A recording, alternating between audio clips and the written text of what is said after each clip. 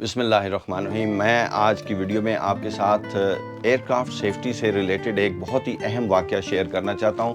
یہ واقعہ دوران ڈیوٹی میرے ساتھ اسلام آباد ایئرپورٹ کے اوپر پیش آیا۔ یہ پرانے ایئرپورٹ کا واقعہ ہے۔ سول ایویشن اتھارٹی کا ریڈار ایئرپورٹ کی حدود سے باہر رن وے کے برابر میں ایک جگہ کے اوپر واقع ہے۔ میں وہاں پہ ڈیوٹی کر رہا تھا اور ایک بوئنگ 737 ایک ایئر لائن کا جو کہ پاکستان میں آپریٹ کرتی ہے، میں for the purpose of secrecy اس کا نام نہیں لوں گا، بزنس ہرٹ ہوتا ہے اس طرح۔ یہ بوئنگ 737 کراچی سے آیا اور اس نے اسلام آباد میں لینڈنگ کرنی تھی۔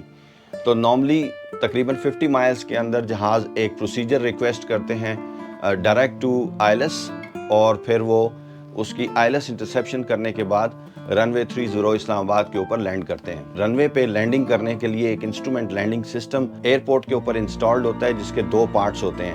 ایک ڈائریکشنل گائیڈنس دیتا ہے جو کہ رن وے کی سینٹر لائن کے ساتھ جہاز کو الائن کرتا ہے، اور وہ سینٹر لائن کے اوپر آ کے وہ رن وے کے اوپر ٹچ ڈاؤن کرتا ہے۔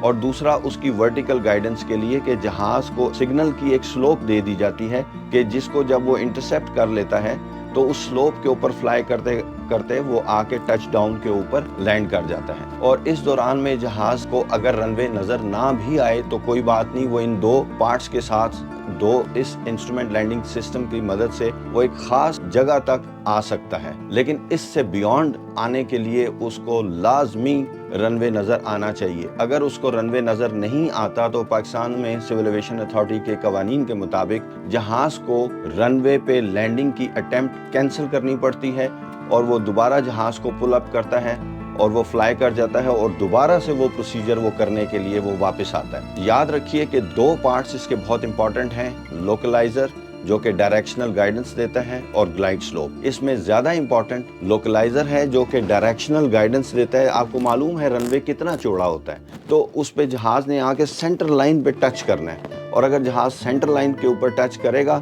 تو جہاز کی سیفٹی ہے۔ اب آپ سوچئے کہ ابھی پائلٹ کو رن وے نظر نہیں آیا اور اس نے کاکپٹ کے اندر بیٹھے ہوئے اپنے انسٹرومنٹ کے اوپر دیکھا کہ میں اس سینٹر لائن کے اوپر اسٹیبلش ہوں، اور وہ ڈسینڈ کرنا شروع ہو گیا۔ لینڈنگ سے پہلے ایک انتہائی خطرناک واقعہ اس بوئنگ 737 کے ساتھ ہوا۔ جب جہاز انسٹرومنٹ لینڈنگ سسٹم کے پاس پہنچا تو پائلٹ نے مجھے کہا کہ I am established on isles. Established on isles کا مطلب یہ ہوتا ہے کہ میں نے ڈائریکشنل گائیڈنس کے لیے لوکلائزر بھی انٹرسیپٹ کر لیا ہے اور گلائڈ سلوپ بھی انٹرسیپٹ کر لی ہے۔ میں نے آبزرو کیا کہ جہاز ڈائریکشنل گائیڈنس والے پارٹ کے اوپر جہاں پہ اسٹیبلش ہونا چاہیے تھا، وہ اس سے ہٹ کے تھوڑی سے فاصلے کے اوپر وہ اسٹیبلش تھا، اور میرے اندازے کے مطابق جو کہ میں ریڈار کے اوپر دیکھ رہا تھا، جہاز تقریباً 1.5 میل اپنی ریکوائرڈ جگہ سے ہٹ کے پیرلل فلائی کر رہا تھا۔ اگر یہ میں آپ کو اس طرح سے سمجھاؤں، روات والی سائڈ سے آنے کے بعد جہاز رن وے 30 پہ لینڈ کرنے کے لیے جب لائن پہ اسٹیبلش ہوتا ہے تو وہ اسلام آباد ایئرپورٹ کو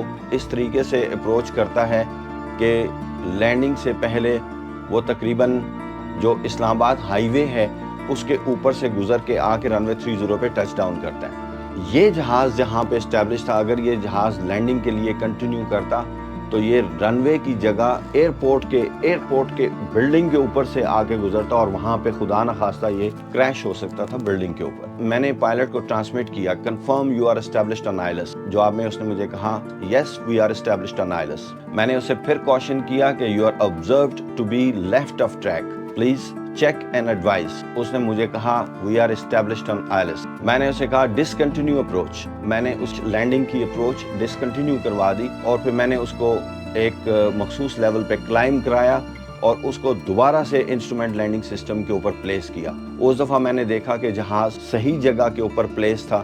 میں اس کو آبزرو کرتا رہا۔ میں نے ٹاور سے لینڈنگ کلیئرنس لے لی اور جہاز کو اپنے پاس فریکوینسی پہ رکھا تاکہ ٹچ ڈاؤن تک وہ میرے ساتھ رہے۔ خدا نخواستہ اگر مجھے ضرورت پڑ جائے تو میں لاسٹ مومنٹ پہ بھی جہاز کو کہوں گو راؤنڈ اور وہ پل اپ کرے اور وہ اپنی اپروچ ڈسکنٹینیو کر جائے تاکہ سیفٹی کا کوئی ایشو نہ ہو۔ الحمدللہ جہاز صحیح اپروچ بنا کے گیا اور لینڈنگ کر گیا۔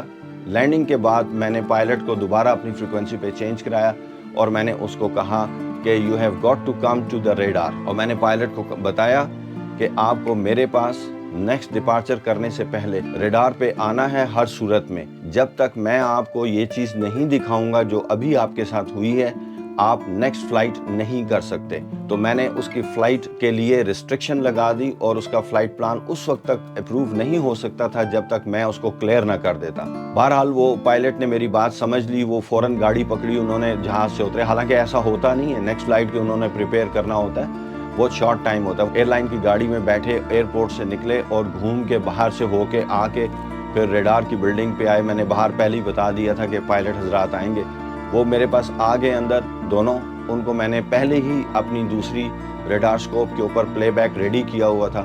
ان کے بیٹھتے ہی میں نے ان کو کہا کہ آپ یہ دیکھیے کہ آپ کا جہاز کہاں پہ اسٹیبلش ہوا تھا. یہ ایک اتنا خطرناک واقعہ ہے کہ خدا نخواستہ اگر ویزیبلٹی پور ہوتی, لائک جس طرح ڈسٹ اسٹارم ہوتا ہے یا تھنڈر اسٹارم ہوتا ہے یا بارش ہو رہی ہوتی ہے, تو آپ تو یہی سمجھتے کہ آپ صحیح جگہ پہ اسٹیبلش ہیں, اور خدا نخواستہ اگر آپ ہائٹ لوز کرتے ہوئے ایک خاص جگہ پہ آتے تو آپ کسی بھی جگہ پہ کسی بلڈنگ سے کسی اینٹینا سے ہٹ کر سکتے تھے اور بہت ہی خطرناک صورتحال پیدا ہو سکتی تھی. میں نے ان سے یہ اس بات کی ایشورنس لی کہ آپ اپنے چیکس کریں گے اور اس کے بعد جب آپ لینڈنگ کے لیے جائیں گے تو آپ نے رن وے کو جب تک دور سے دیکھ نہیں لیں گے, آپ نے اپنے آپ کو کراس چیک کرنا ہے. رن وے کو دیکھنے کے بعد لینڈ کریں اور اس کے بعد اس جہاز کی مینٹیننس کے لیے اس واقعے کی انویسٹیگیشن جہاز کے بارے میں کمپلیٹ کروائیں اپنی کمپنی اینڈ کے اوپر. آپ انشور کریں کہ اس طرح کا واقعہ دوبارہ نہیں ہوگا. انہوں نے میرا بہت بہت شکریہ ادا کیا. I felt satisfied. میں نے خود بہت اطمینان محسوس کیا کہ میں نے پیسنجرز کی سیفٹی کے لیے جو میرا فرض بنتا تھا اس کو پورا کیا. امید ہے کہ آج کی ویڈیو آپ کے لیے بہت انفارمیٹیو ہوگی. میں اس طرح کی انفارمیٹیو ویڈیوز کے ساتھ آپ کے پاس حاضر ہوتا رہوں گا. نیکسٹ ویڈیو تک کے لیے اجازت چاہتا ہوں. اللہ حافظ.